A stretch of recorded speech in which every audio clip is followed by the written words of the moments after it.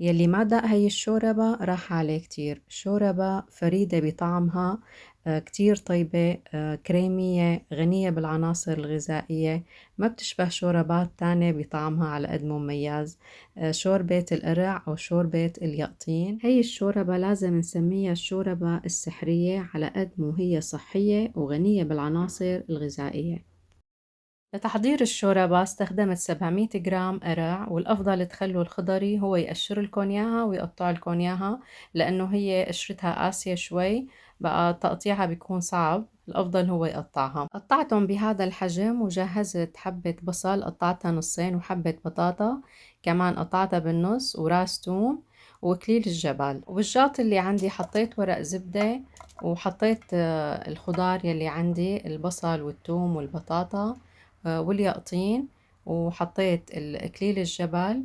وهلأ بوزع التوابل عليهم. التوابل اللي حاستخدمها بس فلفل أسود وملح، يعني هي بتغنيني عن كل التوابل، مع نكهة اكليل الجبل اللي حيعطيني نكهة رائعة لهي الشوربة. بعد ما وزعت التوابل هلأ بضيف زيت الزيتون. وزعت زيت الزيتون تقريبا بمقدار 4-5 معالق. وهلأ بكون أنا محمية الفرن على حرارة 200. بغطي الصينية بالقصدير وبدخلها على الفرن لمدة ساعة كاملة لحتى يستووا.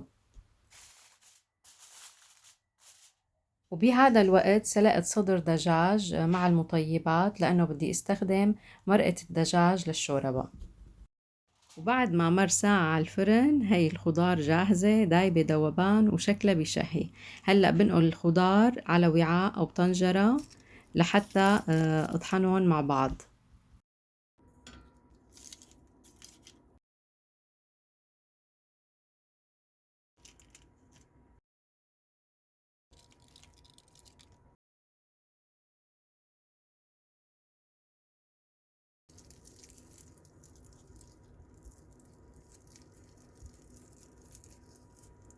وهلأ بطحنهم لحتى ينعموا ويصير قوامهم كريمي.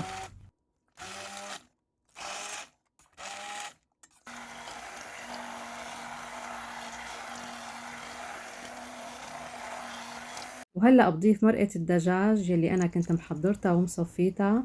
ضفت تقريبا لتر مرقة دجاج.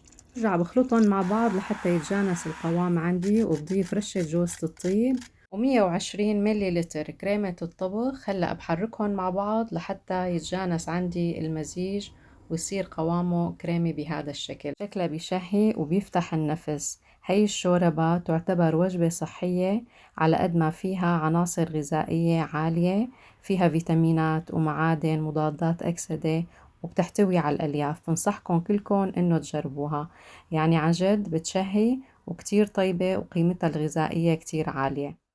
زينتها بكريمة الطبخ وكمان بالتوست المحمص، كتير بيلبق معاها وبيطلع طيب. وإذا بتحبوا تحطوا جبنة كمان بيلبق معاها الجبنة، لأنه هي طعمها في حلا مع الجبنة الحامضة، كتير بيلبقوا مع بعض. والجوز بيعطيها قيمة غذائية كتير عالية. بهيك شوربتنا صارت جاهزة، شكلها بشهي وطعمها بشهي أكتر. كتير رح تعجبكم إذا جربتوها. جربوها واعطوني رأيكم. وأنا نزلت لكم وصفات تانية للشوربات، بترك لكم الروابط بأسفل الفيديو. إذا حبيتوا الوصفة لا تنسوا تشتركوا بالقناة وتفعلوا زر الجرس ليصلكم كل جديد، وإن شاء الله صحة وهنا.